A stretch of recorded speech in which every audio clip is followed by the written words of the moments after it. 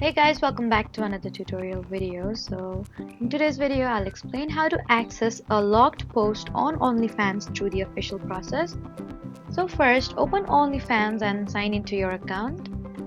Then find the creator whose locked post you want to view. And if the post is available only to subscribers or requires an additional purchase, then check the information shown directly to the post. For subscriber content, you'll generally need an active subscription to the creator. And if the post requires a separate payment, then you need to review the purchase options shown by OnlyFans and make sure the price and content are what you expect before confirming. Once you've completed the request access step, then return to the creator's page and open the post.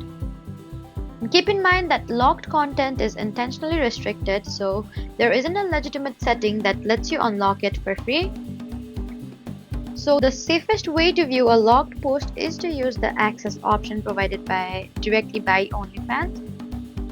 That was it for the video. Please do not forget to like, comment, and subscribe for more helpful tutorials. Thank you for watching.